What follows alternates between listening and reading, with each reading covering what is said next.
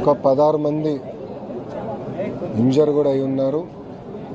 ముగ్గురు speciality care అవసరం కనుక వాళ్ళని శ్రీకాకుళం జెమ్స్ కూడా ప్రభుత్వం తరలిస్తాం జరిగింది. ఈ గుడి ఒక భక్తుడు ప్రజల కోసం భూమి కానివ్వండి, గుడికి ఖర్చే ప్రతి రూపాయి పాండా గారు అన్న పెద్ద ఆయన, సుమారుగా 94 సంవత్సరాల వయసు కలిగిన పెద్ద ఆయన, భక్తుల కోసం వెంకటేశ్వర స్వామి గుడి ఉండాలి, ప్రజల కోసం అందుబాటులో తీసుకురావాలని కట్టారు. ఈరోజు ఇక్కడికి వచ్చిన చాలామంది భక్తులు ఇక్కడికి మొదటిసారి వచ్చిన వారు, కేవలం ఒక 10% మందే ఇది రెండో మూడోసారి వచ్చిన వారు. ఈ గుడి గత 4-5 సంవత్సరాలుగా కడతా వచ్చి గడిచిన 4 నెలల్లోనే గుడి ప్రతిష్ఠ కూడా చేస్తాం జరిగింది. ఇక్కడ లోకల్గా అధికారులు కానివ్వండి, పోలీస్ సోదరులు కానివ్వండి, ఇంతమంది వస్తారని ఎవరికి తెలియలేదు. రెండోసారి వచ్చిన భక్తులు కూడా చెప్తున్నారు, గతంలో మేము వచ్చినప్పుడు ఉల్లాసంగా వచ్చి ఎంతసేపు కావాలంటే అంతసేపు దేవుడిని దర్శించుకుని మేము వెళ్ళేదానికి అవకాశం ఉంది. కానీ ఈసారి ఎప్పుడు లేని విధంగా ఎక్కువ మంది భక్తులు వచ్చారు. అక్కడ పైకి వెళ్ళేటప్పుడు 2 తలుపులు ఉంటాయి, 2 మార్గాలు ఉంటాయి, ఒకటి ఎంట్రీకి ఒకటి ఎగ్జిట్కి.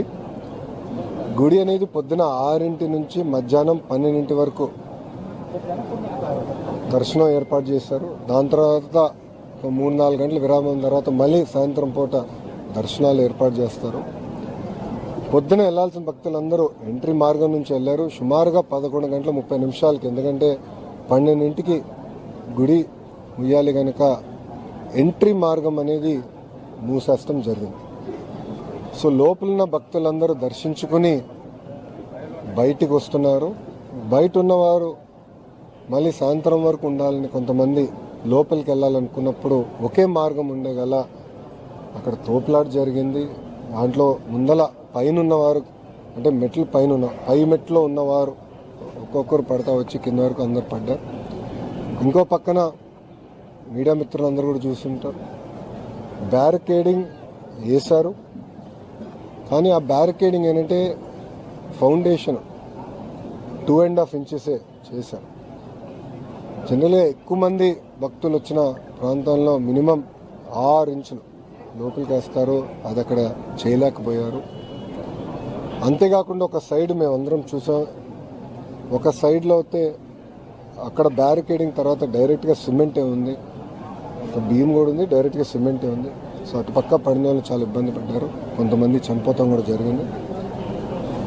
ఇది మాకు పొద్దున మాకు ఒక అలర్ట్ గ్రూప్ ఉంది మంత్రులకి. మాకు అది దాంట్లో వచ్చిన వెంటనే నేను ఇమ్మీడియట్గా శాసనసభ్యురాలు శిరీషక్కకి నేను ఫోన్ చేశాను. ఆమె కూడా పొద్దున 1వ తారీఖు కనుక పెన్షన్ కార్యక్రమంలో ఉంది, ఆమె ఇమ్మీడియట్గా అక్కడ బయలుదేరారు. దాని తర్వాత గౌరవ మంత్రి అచ్చెన్నాయుడు గారికి నేను ఫోన్ చేశాను. ఫోన్ చేసి ఏం జరిగిందంటే ఆయన కూడా నేను బయట ఉన్నాను, ఇమ్మీడియట్గా అక్కడికి వెళ్తున్నాను అని చెప్పాను. అధికారులు ఎస్పీ గారు కానీ కలెక్టర్ గారితో కూడా మాట్లాడారు. అందరు కూడా యుద్ధ ప్రాతిపదికంగా ఆ ప్రాంగణంకి వచ్చి ఇమ్మీడియట్గా ఎవరైతే సీరియస్గా ఉన్నారో వాళ్ళకి శ్రీకాకుళం తరలిస్తాం. కానీ ఎవరికైతే ఇక్కడ ఫ్రాక్చర్స్ ఉన్నాయో వాళ్ళని ఇక్కడ పలాస హాస్పిటల్ తీసుకొచ్చి వాళ్ళకి చికిత్స అందజేస్తాం కూడా జరిగింది.